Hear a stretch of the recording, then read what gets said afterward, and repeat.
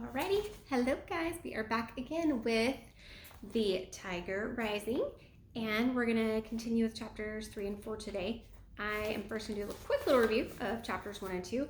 And in chapters 1 and 2, we meet Rob, and Rob lives in Florida after moving there from Kentucky, and he kind of lives way out in the country.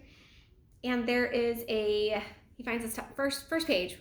We hear about this tiger in a cage that is out by this old gas station, and he finds it, and this tiger is literally just, pacing in this cage. Well, he's got to go to school. He's dreading going to school. He doesn't like the school. He doesn't like riding the bus. Everybody on the bus is always very mean to him. Norton and Billy Threemonger, they pick on him. Just mean. The bus driver just ignores it and thinks, nothing of it. So bus driver's no help. Awful that, he's getting bullied. We also learned that his mom passed away 6 months ago, and he started crying at her funeral, and his dad said, no crying. We're not crying over this. And Rob says he hasn't cried since. So he's just trying not to think of things. So when he's on the bus going to school, it's just himself and these two older brothers that are picking on him and bullying him and being just really mean.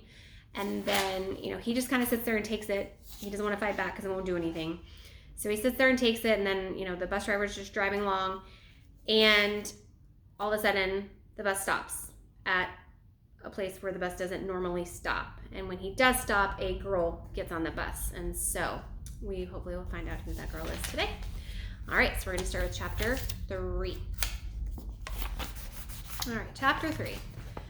Nobody wore lacy pink dresses to school. Nobody. Even Rob knew that. He held his breath as he watched the girl walk down the aisle of the bus. Here was somebody even stranger than he was sure. "Hey," Norton called. "This is a school bus." "I know it," the girl said. Her voice was gravely and deep, and the words sounded clipped and strange, like she was stamping each one of them out with a cookie cutter. "Well, you're all dressed up to go to a party," Billy said. "This ain't the party bus." He elbowed Rob in the ribs. "Ha!" Norton laughed. He gave Rob a friendly thud on the head. The girl stood in the center of the aisle, swaying with the movement of the bus, and she stared at them. "It's not my fault you don't have good clothes," she said finally. She sat down and put her back to them. "Hey," said Norton. "We're sorry. We didn't mean anything. Nay. Hey, what's your name?" The girl turned and looked at them. She had a sharp nose, sharp chin, and black eyes. "Sistine," she said. "Sistine," hooted Billy. "What kind of stupid name is that?" "Like the chapel," she said, slowly making each word clear and strong. Rob stared at her, amazed. "What are you looking at?" she said to him. Rob shook his head. "Yeah," said Norton. He cuffed Bob on the ear. "What are you staring at, disease boy? Come on," he said to Billy. Together, they swaggered up the aisle of the bus and sat in a seat behind the new girl. They whispered things to her, but Rob couldn't hear what they were saying. He thought about the Sistine Chapel. He had seen a picture of it in a big art book that Mrs. Dupree kept on a small shelf behind her desk at the library. The pages of the book were slick and shiny, and each picture made Rob feel cool and sweet inside, like a drink of water on a hot day. Mrs. Dupree let Rob look at the book because he was quiet and good in the library. It was her reward to him. In the book, the picture from the ceiling of the Sistine Chapel showed God reaching out and touching Adam. It was like they were playing a game of tag, like God was making Adam it. It was a beautiful picture. Rob looked out the window at the gray rain and the gray sky and the gray highway. He thought about the tiger, thought about the Sistine Chapel, thought about Sistine. He did not think about the rash. He did not think about his mother. And he did not think about Norton and Billy Threemonger. He kept the suitcase closed. Chapter 4. Sistine was in Rob's 6th grade homeroom class. Mrs. Soames made her stand up and introduce herself.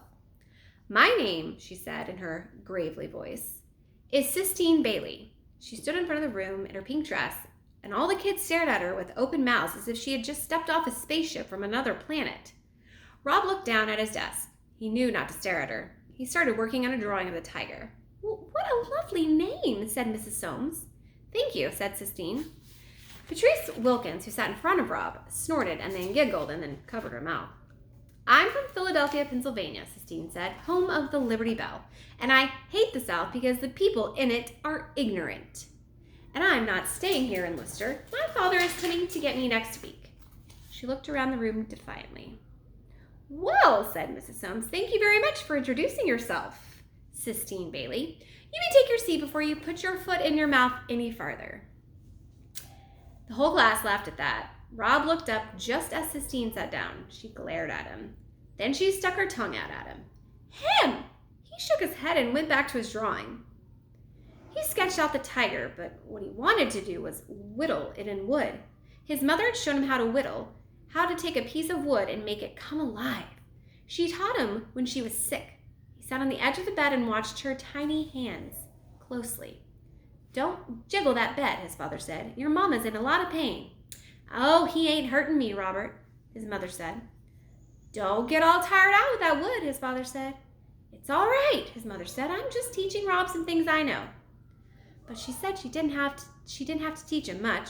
His mother told him that he already knew what to do. His hands knew. That's what she said. Rob, said the teacher, I need you to go to the principal's office. Rob didn't hear her. He was working on the tiger, trying to remember what his eyes looked like. Robert, said Mrs. Soames. Robert Horton? Rob looked up. Robert was his father's name. Robert was what his mother had called his father. Mr. Felmer wants to see you in his office. Do you understand? Yes, ma'am, said Rob. He got up and took his picture of the tiger and folded it up and put it in the back pocket of his shorts. On his way out of the classroom, Jason Utmeyer tripped him and said, See you later, retard. And Sistine looked up at him with her tiny black eyes, and she shot him a look of pure hate. All right, that was the end of chapter 4. So we will start on chapter 5 next. Bye, guys.